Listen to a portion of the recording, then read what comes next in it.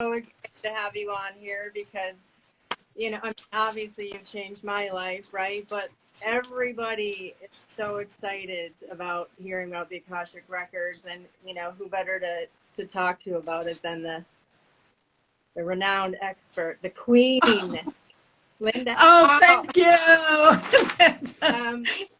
I wanted to quick say something to everybody that Linda's not going to be doing readings. I kind of wanted to make sure everybody realizes that. But I'm going to be watching the questions here because I'm sure we're going to get them. But okay, go ahead. You introduce yourself and tell us what the Akashic Records are and how amazing and useful. And okay. So listen. First things first. Do you know, Bobbi? It is such a thrill, and this is what One of the things I love about our relationship is that every time we connect, there's like new vistas open up, right? Yeah. Almost like I had I've never done this before on the Instagram, and I'm like, all right, and you're like, oh, you can do it. I'm like, okay. So here we are. So really, thank you so much for the opportunity to keep growing, right? Yeah. The light is eternal. We are infinite beings, and what that boils down to is perpetual growth for infinite beings. Here we are. So thank you so much for this. It is great. So I'm excited to meet with all these new people. This is really wonderful. For those of you who don't know me, I'm Dr. Linda Howe. I am the leading international expert, right, in the field of Akashic studies, but I specialize in the use of the Akashic record for personal growth and transformation. So interesting and exciting, right? So this has been the work of my life. I've been doing it since 1994, but it's not like you can't plan for stuff like this. Yeah. I thought, oh, I'll just see what this is, right? And here I am, how many years and how many lifetimes later. So it's really it's been a journey that I could not have anticipated. And Bobbi, I have a good imagination, but I couldn't even cook this up. I'm like, wait a minute. So it's pretty fabulous. Call it your magic carpet. It really is. It really is. And so and along the way, I've had abundant good fortune, right? And I remember when I first came into the record in 1994, one of the first ideas that came to me was that the Akashic record is an infinite spiritual resource. Now listen, I've been to a lot of classes. I thought, I'm cool. I know what that means. Yeah. I had no idea, right? Because I'll tell you, along the way, I've got 3 award-winning books. The first, How to Read the Records, which is really all about the method. Then the second one is Healing. So it's all about your personal transformation. And the third is Discovering Your Soul's Path, which is, oh my God, how perfect, right? It's about our relationship with the world. And I have just finished my 4th book. I'm so excited. I know, you're a rock. I could go like right out through the top of my head, right? I am so excited because the title of the 4th book is Inspired Manifestation, right? And I have to tell you the thing about this book. Yeah. So I started it, a while back, 5 years ago or something, after the 3rd book came out. I just finished it. I thought, this is not the book I thought I was going to write. It's better, right? It's better. And so one of the great messages that I have gotten consistently on my journey is that if and when I'm open to the light and I let it take the lead, I end up in places greater than my wildest dreams. And that is really one of the the great gifts of working in the records. So the Akashic record, it's so interesting, right? Because it's a vibrational archive, like a treasury of every soul in their journey. So the good news is everybody's in the records. The bad news is everybody's in the records.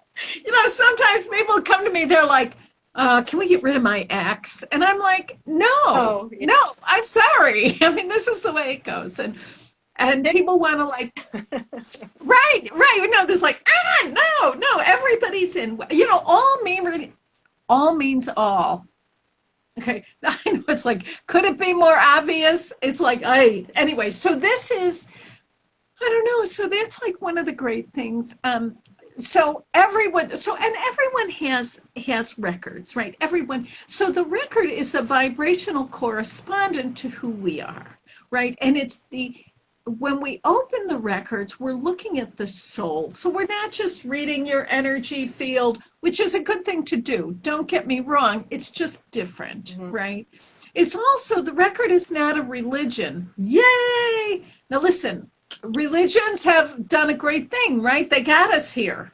When I think 500 years ago, we were all involved in some pretty heavy-handed religions, and that was the best idea we had. It was a good idea at the time, but it's run its course, right? As they're all falling apart around us, along with governments, economies, public health systems, the whole thing is just going to the dogs. The only thing that's stable anymore is the light. Yeah. The truth is, the light's the only thing that's ever been stable. And it's free. And it's what? It's free. It's free. The light is free. The light right. Is free. Yeah. The light is free. The light is free.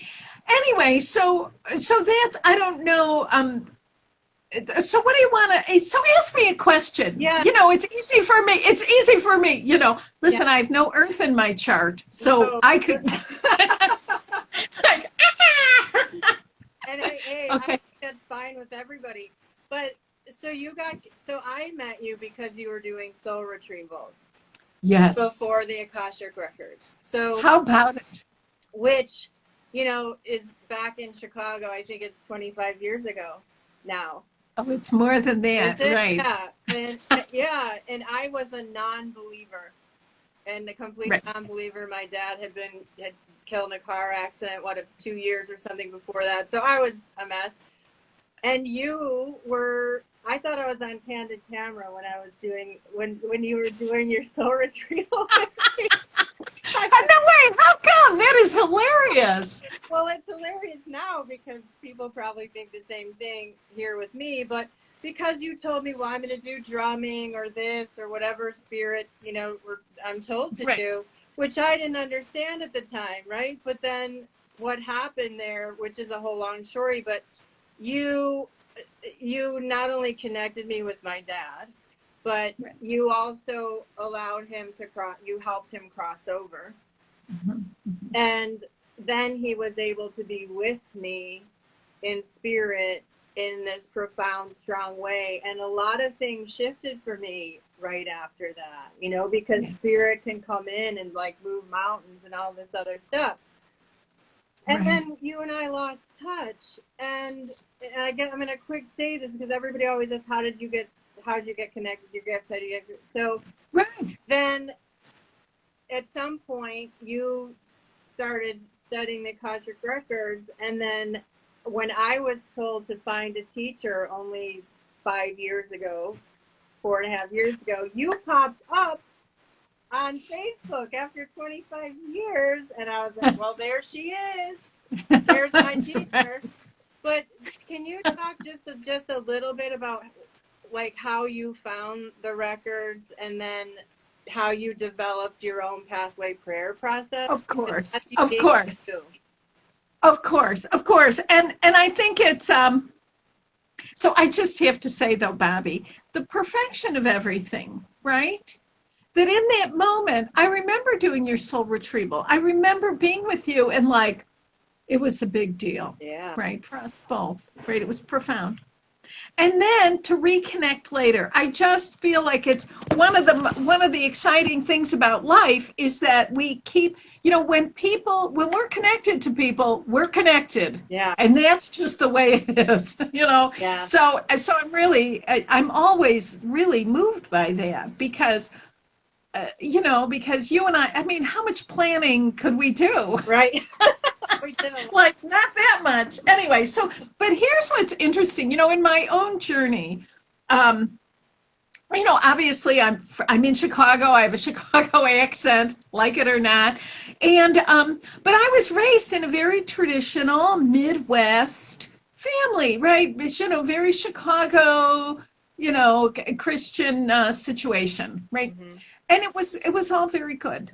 All very good. But one of the things as I grew up, I had this idea that life was a management challenge. And if I could just manage well, then I get to be happy. Okay. Mhm. And I'm a pretty driven person. I'm like, all right, I'll just get on the case here. And I did. And I did everything that I thought was right, and I went to college. I did all these things. And I woke up when I was 24. This was so funny. And I woke up and I was in a beautiful apartment. I had a great car. I had wonderful friends. I had what looked like, and my hair was still blonde. So I was happy. Those were the good old days. But the thing was, I remember waking up and it looked like my life was perfect. Yeah. And I felt so empty inside, I didn't even know what to do with myself.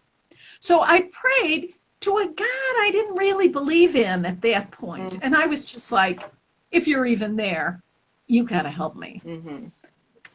Within short order, a couple of weeks, I'm staring out my window. I'm crying. I'm feeling sorry for myself, blah, blah, blah. I mean, I was in it, right? Really drowning in self-pity and all this. And I look out the window and I have this moment where I realize, not as an idea, but like a feeling inside of me, that I'm connected to this tree. I'm like, well, what's up? Now listen, I mean, you know me. I'm from the city. I like nice shoes. I like a good haircut. I'm like, what is this tree stuff? I'm like, anyway, I had a big fat judgment about that. But it blew me away. And then I had this awareness in that moment that who I am is good enough. Mm-hmm. And that not only was I okay, I mean, it was different than, love is like lofty and all, I mean, it's great. But I felt more like I was liked, right? Right. And I loved that feeling of being like, ooh, right? Like that. And then I also had this startling awareness that who I am is part of all of creation. Now, listen, there was nothing in my life that prepared me for that. Yeah. It didn't make sense. Do you know what I'm saying? How could I feel this way? Whatever. Okay. And from that point, it was game on. It was like, I thought, whatever the heck that is, I've got to have this. Yeah. I've got to have this. I was a driven. So I launched out on the quest, right? I went to every church. I went to every self-help group. I mean, name it. I mean, back in, this was like in the, late 70s, all through the 80s. I was like, let's go. It was hilarious. So my first stop, so to speak, was I read tarot cards, right? Because I thought, oh, I see. I don't know what. I just thought this is a way to really be helpful. And what happened with that, you will love this. So what happened is I was doing readings and I noticed that we would always have like lots of insights and good ideas and in probably 20% of the people who came to me, well, first of all, people came back, which I just thought, well, this is wild. Anyways, they would come back. But what I noticed that in about 20% of the cases where people really needed information or insight, they would get it in a tarot card reading and then move on. Yeah. But that meant that 80% of the people were still like, they would come back with the same question. Yeah. And we had plenty of understanding, but no power. Okay. So I was like, all right. The next thing was, I was like, okay, knowledge is great, but it's not enough. Mm-hmm. There has to be a way to connect with the source of life. Mm-hmm. How that's done, I have no idea. Because, see, I had been to all these religions, Eastern, Western. I went to all of them. They're all great. None of them are helpful in this regard for me. And then I had a friend, and listen, so you got to get this. I am reading tarot cards at the time, and my friend says to me, let's go to a shamanic drumming. And I'm like, oh, no, that's creepy. I mean, you know. Yeah. And you know, I went. Anyway, and I'm at this woman's house, and she's a very nice woman, very nice, you know, little figurines, shag carpeting, the whole bit. And she's got on a Power Animal t-shirt, and I am just nothing but negative judgments at this point. She tells us what to do, whatever. She hits the drum, I'm gone. I thought, well, this is nuts. Anyway, so it was nutty and it was wonderful. But I knew it was a connection with power that had nothing to do with an institution, an organization. It didn't matter what I believed or didn't believe. It was really about the experience of the life force. Can I keep hearing something, so I need to say it. Please, please, please. Because it kind of goes with what you're saying universally. Because not only when I have, you know, people asking me, but I've been in your class. I mean, I've been physically in your classes since certification classes, mostly to hear your hilarious stories. But I also always get something huge. But something that I notice when you are having people open the records, and if you've never taken one of Linda's classes, like obviously you should, and they're online and everything. But one of the main things that happens, I notice for people when we have to go in and open our records and everything, is the frustration level that a lot of the people have, because they're not, well, I'm not hearing anything, I'm not seeing anything, I'm not hearing anything. And it's always this, it's like, because it's not going to be a lightning bolt or like, you know, here's your life purpose. Like, you know? Can you hear me? Like, it doesn't happen like that. You know? And I'm not making fun of it, but it's really important, because right now on the planet, we all need to start shifting to faith and leaning in on our own, what I call peeps, you know, our guides and spirit and God, non-denominational. It's not going to be some loud, huge thing. It's subtle guidance. So, but you know what, Bobbi? What you're bringing up is so important, right? And it's this that we have. Okay, so there's two things. First of all, we are the first generation in human history that has had this privilege of enjoying a more conscious connection with our own soul and the spiritual world, right? Separate from religion. Right. This is okay. Mm-hmm. So here's the thing. We don't know what we're doing. At some level, we're all learning, right? We are all learning, which is terrific. So what happens?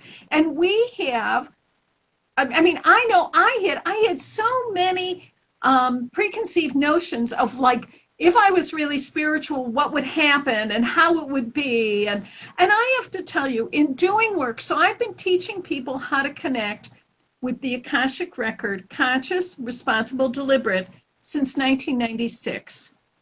It's now 2020. I've taught a lot of people. Yeah. What I've noticed, right, is out of all these people, 5% actually hear messages. Okay, so if we have 100 people, 5 are going to hear, 10 are going to see images, and the rest of us, 85%, have a sense of knowing. Mm-hmm. See, it's already in us. The record is already in you. It's in me. It's just what we're doing is we're not changing a record. We're not waking it up. What we're doing is we're activating our own awareness. Okay. And I came in 94. I came in through a sacred prayer tradition. I worked in that for a few years. It was fine. It was very unemotional, right? It was very mental, which was, I mean, it was great. It was the best thing at the time. And in my own work, I found like, wait a minute, we're leaving out this whole part of who people are, right? Because you can have, again, I came back to, you can have all the information in the world. You can have the internet. But if you don't have a heart, you know, you can hurt a lot of people. Right. So anyway, that's where all this went. So in 2001, I got this pathway prayer process, which takes us into the heart of the record. Okay. And that's what really sets it apart. I know there are people out there doing all kinds of things, saying it's the record. I mean, I don't know what to say about it. I don't do what they do. I mean, I have no idea. But I do know what this does is this is very consistent. It's reliable, right? And it takes us into the heart.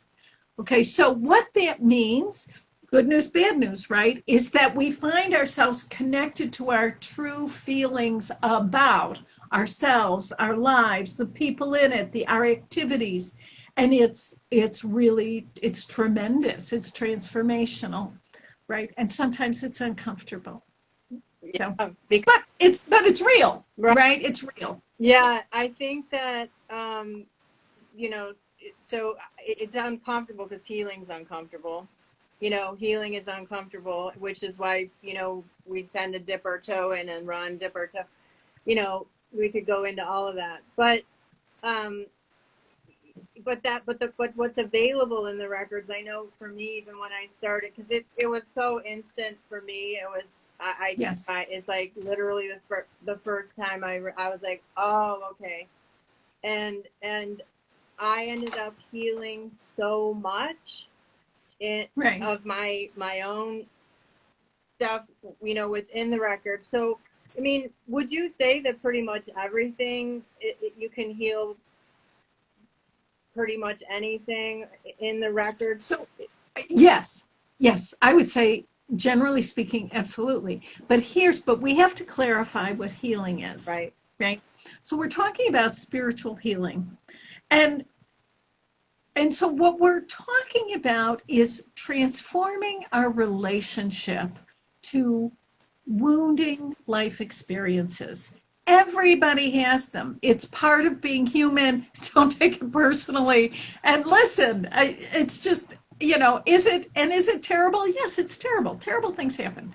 But see, what happens, rather than being a victim of what happened, okay, what happens is we begin to understand things differently, right? Like one of the things is this business of, you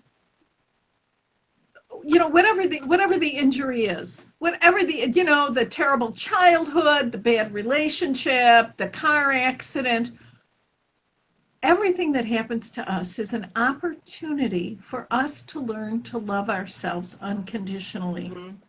Okay? And on top of that, I know one of the great things for me, you know, I always thought, oh, being a victim is gross. And I don't, you know, I want to be beyond that. Well, here's the truth. And I got this in my records, that people have been victims since the beginning of time. Yeah. Okay?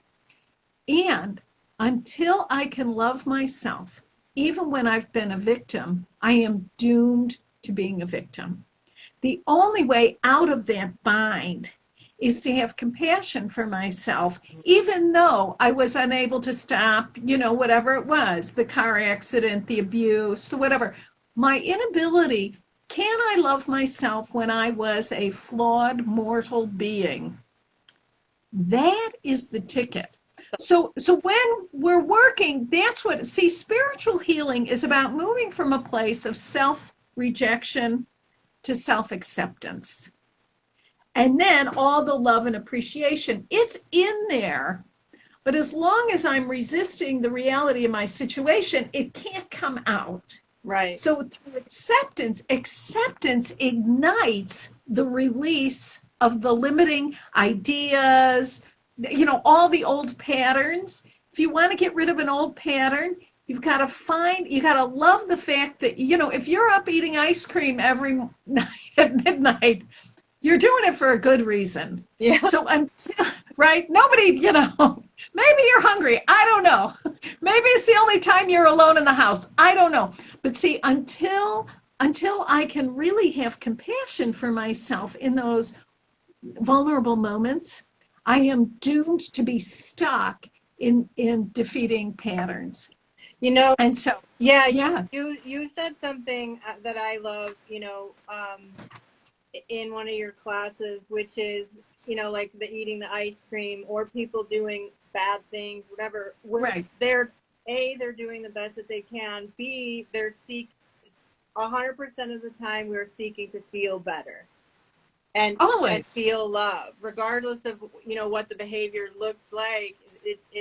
The bad behavior is actually seeking to feel better in the moment. Do you know? Yes. So here's the thing, and I learned this in my records, right? So I go in, and my hair's on fire about, oh my God, we got coronavirus, we got crazy politicians, I could really go off the rails. And I go in and I'm like, what's with all these terrible decisions? I'm mad as sin, right? And I thought, rather than yelling at the television, I'll yell in the records. Anyway, and here's what I get. Everybody who's involved in these decisions is making choices based on what they believe will make them feel better. Mm-hmm. Everybody in political power, they all want to feel loved. And so it's like, well, if I do this, then I'll feel loved and safe. And sometimes, that has led to all kinds of, terrible terrorism, tyranny, and bad behavior all over the world. But if we were to pull these individuals out and say, what were you doing? They would say, well, I thought if I got rid of those people, whoever those people are, I would feel so much better. Right. And it drives everything. And so to understand that decisions people make are based on, they are for themselves, and they are not necessarily against us. Right. Which, as self-centered creatures, that's kind of hard. It's kind of hard to crack. And the work, but it's true. Yeah. So the work I do is then the next, and I kind of wanted to differentiate just between the records and being outside and the work that I'm doing. But because the next step to that is, well, we're all operating out of wounds and pain most of the time, which is a pandemic, It is a pandemic. Wounds and hate is a pandemic that we don't pay much attention to. But so that's, it's sort of like side by side with that, saying we're wanting to feel better because we're in pain. Right. Yeah. Why are, what is that that's creating the pain? Let's work with that instead of judging each other, judging other people. It's like, what is creating this? How do I heal it? Right. Yeah. Right. It's tremendous. So you came up with your own pathway prayer, but we keep getting off that. But why is that so powerful, your pathway prayer process? I'll tell you what. Yeah. My experience with it, I had done extensive work in the records using another, method. Mm-hmm. And it was terrific. It was really terrific. But it was incomplete in my experience. And what was incomplete is that it seemed like, I would have lots of clarity and insight and all of this, but it didn't really touch into the heart of things. Mm-hmm. So then I got this pathway prayer. And interestingly enough, I just have to say, I got this I think it was the weekend before 9/11/2001 at my kitchen table, right? It was like, write this down. So at this point, I've learned to that's right. When I get some direction, I take it. I'm like, all right. Do you mind if it's not perfect? So anyway, so I do this. I write it down and I read this prayer and I find myself moved to tears. But of course, I don't, I'm like, nah, go find somebody else, you know. So actually on the morning of 9/11, it was like 10 after 9 Central Time, I was on the phone with my assistant, Christina, and I was giving her this prayer because the guidance was give it a couple days. On Tuesday, share it with her. I did. She had the TV on. She's like, do you know what's going on? Of course, I don't know. Anyway, the long and short of it is that while this, there was a shattering of the Western naivete, a shattering of the Western mindset in that 9/11 event. And with every transformation, there are higher and lower. I mean, anyway, there's positives and negatives. And I really believe that the opening of the prayer was the opening of the heart, because our whole culture moved deeper in order to survive that trauma, we had to move deeper into our individual, and then consequently collective heart. And what has been remarkable to me in teaching people all over the world is that it connects with people's heart. Now, so what I mean by that is their feelings, their human feelings, not just, a lot of phenomena like, oh, I feel buzzing. Well, maybe you feel, that doesn't mean anything. What means something is, do I feel compassion? Mm-hmm. Do I experience that sense of tenderheartedness, of mercy, and also of enthusiasm, right? Like, oh, yes, life is good. Because see, from a record standpoint, it's an energetic field that holds everything. And in this field, everything is, and I know this is so corny, but it's true. Everything is good. Everything has positive value, right? So when people come to me and they say, listen, this terrible thing happened, let's just erase it from the records. I'm like, well, no. We have to do, I'm sorry, impossible. But what we have to do is we have to find a way to recognize the positive value of the worst. Right, because the truth is there's a little bit of good in the worst, and there's a little bit of bad in the best. I mean, it's the way it's all right, but it's an amazing thing, because when we get the positive value of something, the fantasy that we can change the past collapses. Mm-hmm. There's no reason to change the past. Right. There's just no. Yeah. Right. It's all fine. Now, that doesn't mean it's been comfortable. Right. There's some pretty hair-raising parts to it. Yeah. So this is what, but do you know what else I wanted to say, Bobbi, that's so interesting? And I think you're a good example of this. And I have so many students that are in this category. You come to a class, you're not quite sure why you're there. You're like, well, I think I'm supposed to be here and whatever. And we go into the records and you have a sense like, this is familiar. Yeah. I know this. So what's fascinating to me is that almost everyone who comes to a class, the only way you get into a class is you're already related to it. Mm-hmm. People who aren't connected, they don't even know what we're talking about. Right? They're not interested. And so what we're doing, we're not giving you, and you know this yourself, you came to that class, I didn't give you something you didn't have. What we did is we woke you up to what was already there and gave you the skills so that you could mine it for yourself. I'm always like flabbergasted. I'm like, where do these people come from? They have so much natural talent. They already know this, but it's slippery. Do you know, it's like, well, maybe I'll get there, maybe I won't. But see, when we use the prayer as directed, I mean, it's a simple prayer, right? As you use the prayer, it's really reliable. You can get in there, do your thing, and get out. And so we're no longer victims of our spirituality. we're not begging. It's gross. It's like those days are over. We've begged for centuries. I don't know what it got us. Sore knees, I don't know. Yeah, I have a couple questions, but with like along those lines, because I get asked like I'm on Tell's podcast, no matter what I Right. say, he asks me, you work in the Akashic Records, you guys, and this because we've talked about this together, but there was a time.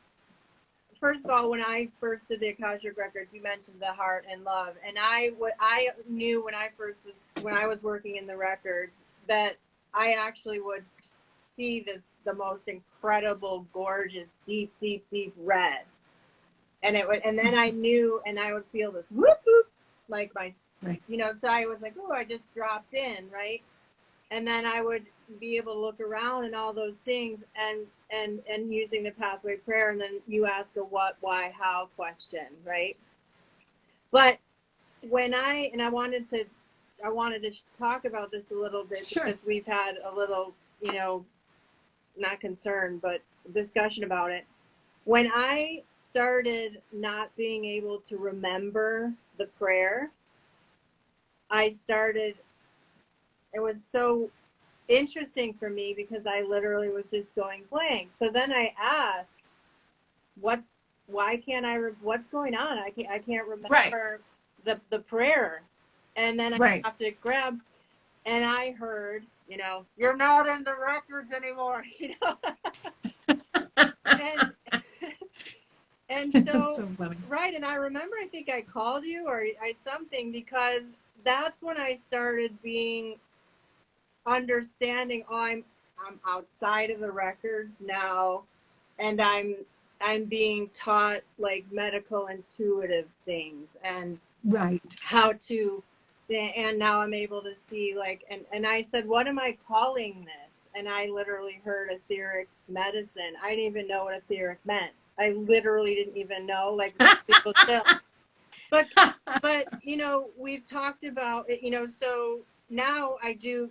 There's a powerful thing in your prayer that, part of your prayer that I still use. Oh, Holy Spirit of God, protect me from all forms of self-centeredness and direct my attention to the work at hand. That I use that still. That is the one, because it's so powerful. Because when we're wanting to help, well, even ourselves, right? It doesn't matter if you ever go and do this for other people. We need to get out of that. But I utilize that. But all those, we've talked about how it's like, taking a Akashic Records class is not necessarily going to lead you to medical intuitive things and mediumship, and like, just there's a, you want okay so here's what I have seen. Okay, I've done well over 10,000 readings in my life, and I've taught at least 10,000 people. Okay, there are people like yourself. You come into the records. I mean, you were like let in, right? Like, come on, Bobbi. And you're in it, and it's like you got plunged into the experience, right? And you were immersed in it. It's almost like your whole being, every atom just like woke up. Everything to this vibration. Okay, then what happens? But see, we've talked about this. You came into this life with a different group of gifts, talents, and abilities. I mean, the fact that you're doing etheric medicine right now, medical intuitive, I look at that, I'm like, well, of course, right? Because it's true to who you are. Now, listen, I could live to be 200 years old as Linda. I would never be a medical anything. I am not the person you want to call. I will tell you, take 2 aspirin and call Bobbi. I mean, I don't know what anybody, because it's not my thing, right? It just, now, but here's the thing that I've noticed is that there is a whole group of people, right, who come into the records to get, there's a certain attunement. It's like an initiation into this vibration of pure light, right? To the softening of the heart, the clarification of the mind, also the sharpening of the will, like get off the couch, honey, right? All of that, so that you can go out and do the work you're here to do. Yeah, our life purpose. It'll get you to your life purpose. Some people, like myself, it's to stay within the confines, right? But it's to stay within that orb of light that is the Akasha. Right. But there are many people who it's like you, like, wait a minute, what about these? I have to go help these sick people, right? And so you can use the record for yourself, right? A lot of people use it as a diagnostic tool when working with others, which is just fascinating to me. Mm-hmm. They'll open people's records and then they'll go do whatever they do, right? It's just, it's quite brilliant. But it's important to know the records does not give people gifts and talents that they don't already have. They just don't. I mean, you did not get this from the records. You already had it. Right. Was it buried? It was a little buried, but the records shining the light on it brought it to the surface. What's fascinating, it's like the light of the Akasha comes in and shines on our soul, right? You want to I like to think of that as the floor of the heart center. And in your soul, you came into this lifetime carrying all the talents and gifts and wisdom and insight and all, that you have been accumulating for lifetimes. Mm-hmm. Anybody who's even interested in this has been in the awakening process for centuries, right? So it's a fascinating thing. It's like the light shines on the treasure chest of your soul. It's already in there. Yeah. And what I understand now in my, working and hanging out with spirit and dead people and all of this, and, and angels and God and everybody, is that I know for sure, is that along with that is that before we come in again to this lifetime, before we, take a body again, because this is just a vehicle, we choose our wounds, which is the good news, because then we can get out of victimization and, right. But we also, so we have, in order to take a body, I know it's a spiritual law that we have to agree to heal wounds, because then we transcend, we vibrate higher. Right. And we also sign up for a life purpose, and we do that before God, non-denominational, and our guides, because we do have assigned guides that are along this journey with us. Maybe many, maybe just this one, but I know that because that's who shows up for people and me. Right. And so this life purpose, it's not like, I like to say, it's not like God, like you walk up in front of him and he hands you, instead of, here's your assignment. Yeah, it's like the Eucharist or whatever, it's right. Not like that. It's like, it's this beautiful collaboration and choice to serve a powerful life purpose. And also we want to transcend. Our soul wants to transcend in our highest intelligence, and then we come into our human brain and we're warned about that. Like our guides tell us, you're not going to be stoked when you get in there. I promise you. That's what I always say. I always, reading people, right? In working in the records, you see, there's like on our way in, we stop by the zone of choice, right? Where it's a dimension, it's an inner Akashic realm that we visit to make these selections. These are significant. I mean, and so we're in the presence of the ultimate reality with our guides. It is co-creation at its finest, right? And we're in this, nobody's doing it to us, right, and we're not doing it to anybody else. And from a record standpoint, right, but then we get here,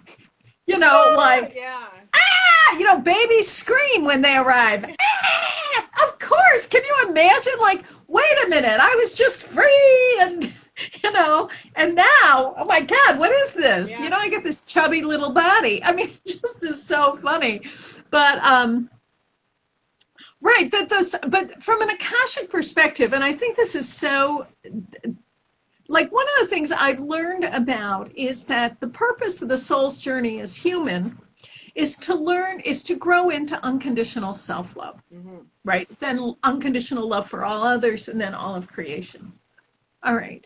This is very different. You know, I even when I studied like Eastern systems and stuff, it was, you know, the whole idea of karma was cause and effect.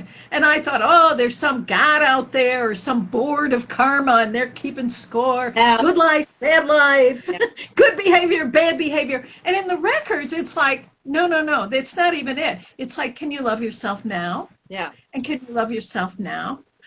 And so when we're making these determinations, like who am I going to be, what am I going to do, right, life purpose, all those kinds of things, the goal is what's before us is an opportunity to expand our ability to love ourselves as we are loved by the divine.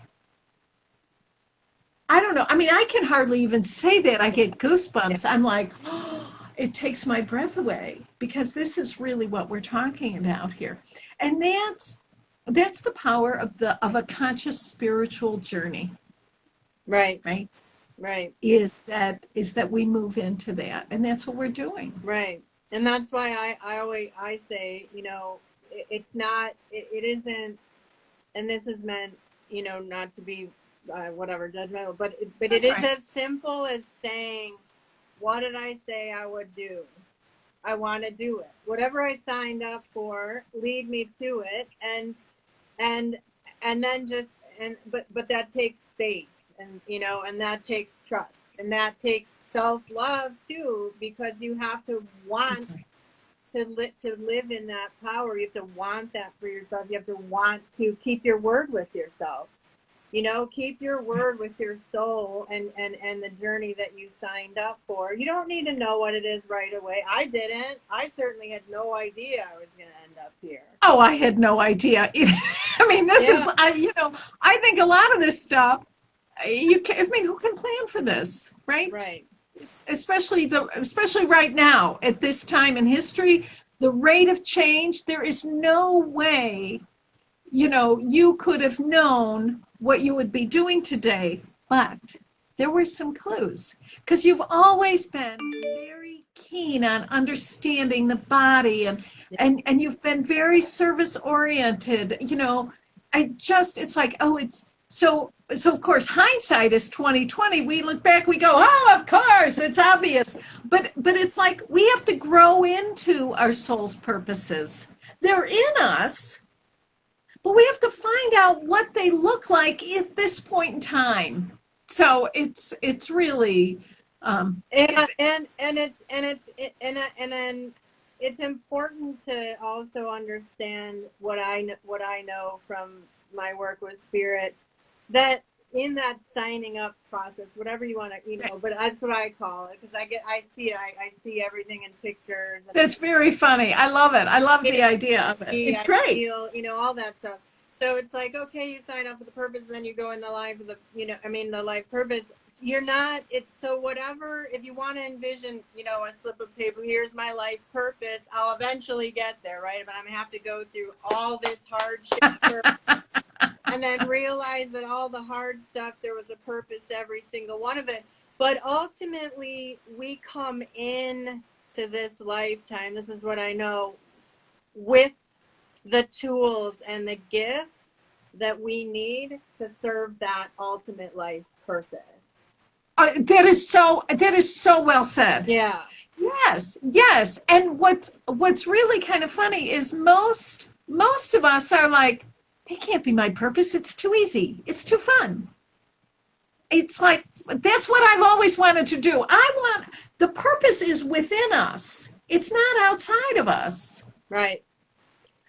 And even like I even see this with my son. My son is 26. He's wonderful. But the thing that's fascinating that I keep getting reminded in my records is he has within him everything he needs to live the life he came to live. he does not have within him what he needs to live the life I want him to live. Right. Ouch, ouch, ouch. I had plans. Yeah.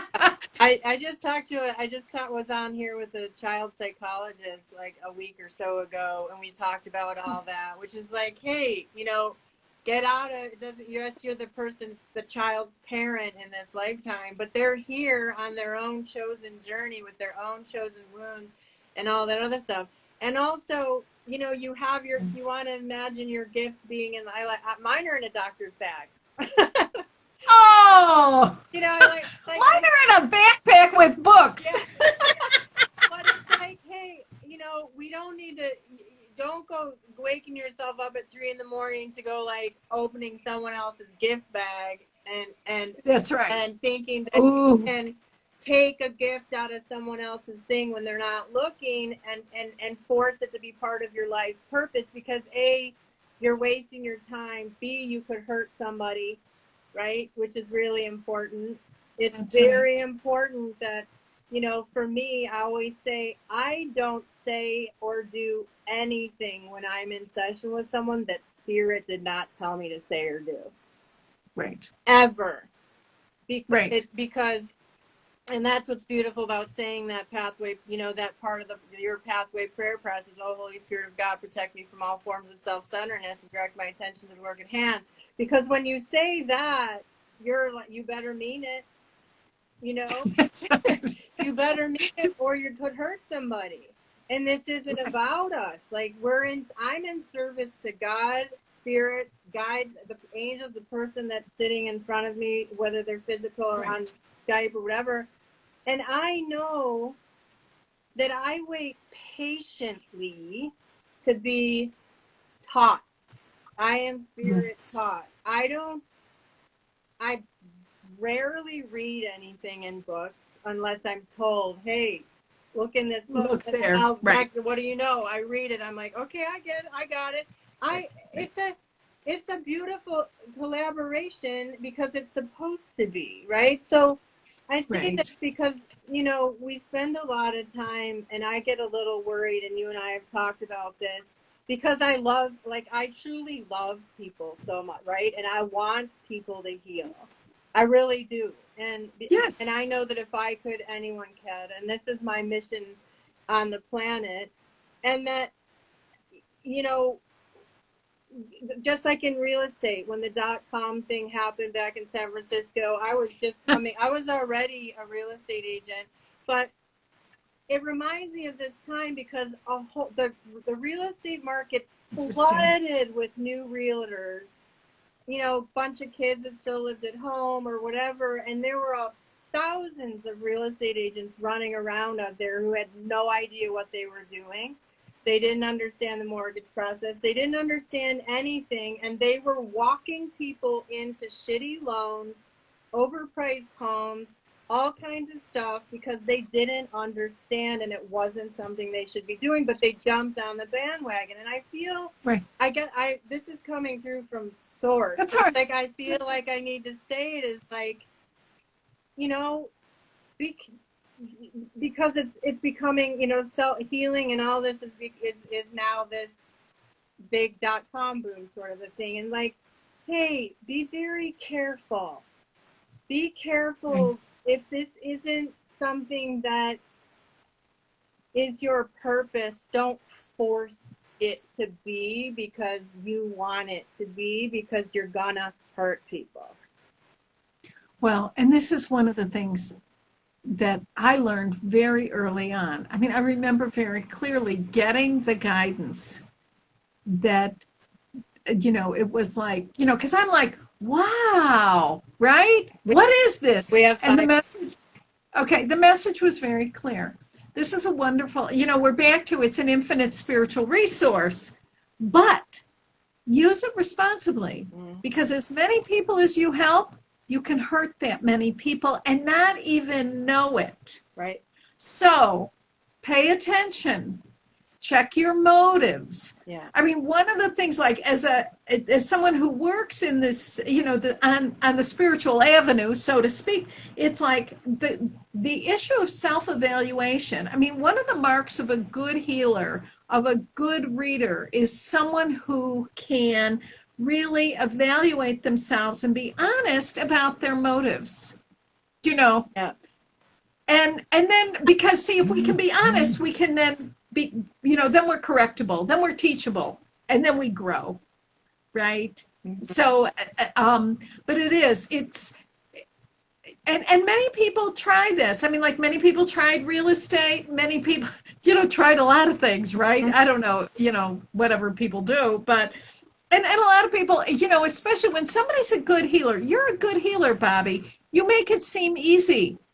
And then when people find out that you're like praying and meditating all the time, they're like, oh, wait a minute, this is way too much work. And you're dealing with sick people. The fact is, if you're working with others and you're putting yourself, I mean, I found this for myself. One day I had to ask myself, how do you feel about sick people? That's all you're seeing are sick people. I'm like, well, what the heck? But see, these are some of the real challenges for anybody who is like coming along this path. It doesn't mean get off the path. It just means be honest. Yeah. Take a deep breath and do not stop praying. Right. And wait for it to come. If it's gonna come, it's gonna come. Like I get leveled up right smack in the middle of my session sometimes. Yes. Where I'm just like, wow, really? And then I have to say yes and agree to it, which I always do. But sometimes I'm like, wow, are you kidding me? Like yeah, no, wow, really? And then they teach me how to do it. I'm a student. Always. Always. Always. In service. It's not about me. No, it's not. And that's really, really important. I feel like. Yes. And there's the paradox, right? Because we want to be fit. We want to be spiritually fit so that we can be a maximum service to others. Yeah. Okay. So I can't neglect myself.